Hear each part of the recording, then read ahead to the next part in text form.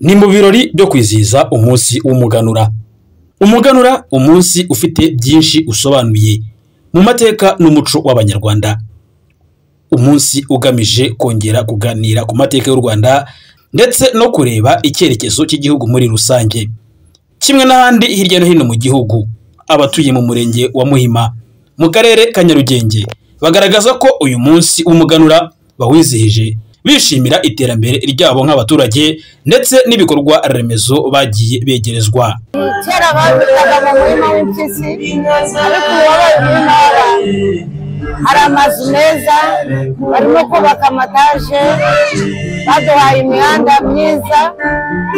Ubundi wazaga ku Muhima n'ahantu inkweto wazanye ugataha yangiza, ariko ubu baduhaye n'amatara ku muhanda, ibintu bimeze neza. Mu bijyanye n'umuturage, uyu munsi w'umuganura ubuzima bw'abaturage bugenda buzamuka bwegera hejuru, cyane cyane nko mu bijyanye n'uburezi no mu bijyanye no kwizigamira muri ejo heza, kugira ngo umuturage wo mu murenge wa Muhima, turi mu mirenge ya mbere yatanze yizigamye ejo heza, ndetse no kugira ubwisungane mu kwivuza.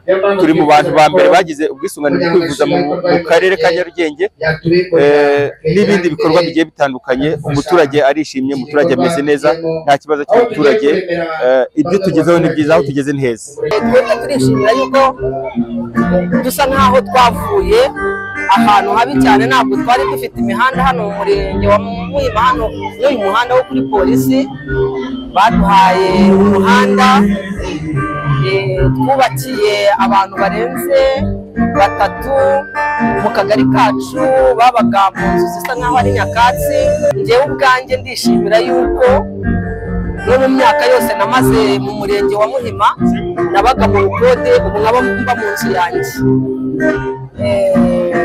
Nkaba mfite abana barimo kurangiza kwiga bitewe n'uko nagiye nkorera muri uyu murenge, ndetse no kuba yegerana n'abayobozi bakangira inama.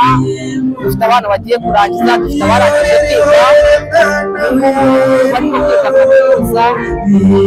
Ikindi Ingangare Alexis, umuyobozi nshingwabikorwa w'akarere ka Nyarugenge, yongera kwibutsa Abanyarwanda ko kwizihiza umuganura atari umunsi wo kuganura ibyeze gusa, ahubwo ari n'umwanya wo kwikebuka ndetse no kongera kunoza imihigo by'Abanyarwanda. Umuganura ni igihe cy'imihigo. Ubundi ikintu gikwiye kuba kiza mu mitwe y'abantu nuko ari umunsi wo kureba ibyo twagezeho no kubisigasira no gukora igenamigambi ry'ibyo tuzakora. Uyu ni umunsi wo guhiga, tuba dutangiye umwaka, noneho abantu bareba ibyo bagezeho, ariko bafata n'ingamba zo kwiteza imbere, zo gutanga serivisi nziza, zo gusubiza abana mu ishuri umwaka ukurikiyeho, kugira ngo tuzongere duhure umwaka nk'uyu duhiga imihigo nk'uko mwabibonye, ariko tunahigura iyo twahise. Ni mu birori byo kwizihiza umunsi w'umuganura. Ni umunsi uba buri wa gatanu wa mbere w'icyumweru cy'ukwezi kwa munani. Ni umunsi wongera guhuza Abanyarwanda, bakongera gusubira mu mateka y'u Rwanda, bakongera kandi kwibuka ko Abanyarwanda ari umwe, bagahuriza hamwe imbaraga zo guteza imbere igihugu ndetse n'iterambere ry'umuturage muri rusange. Aha duherereye rero ni mu Muhima, ni mu karere ka Nyarugenge, ahizihijwe umunsi w'umuganura, aho Abanyarwanda bongeye kwibutswa amateka y'u Rwanda, uburyo umuganura wahuzaga Abanyarwanda, ndetse kandi mu bihe bya none Abanyarwanda bongeye kwibutswa ko umuganura ugamije kongera kwimika umuco wo guhiga ndetse no kureba ibyagezweho mu gihe cyahise no gufata ingamba z'iterambere mu bihe biri imbere. Ibi rero byose bigakorwa n'ubundi hashakwa ineza y'igihugu ndetse n'Abanyarwanda muri rusange. Leonce Nyirimana, ATV mu mujyi wa Kigali.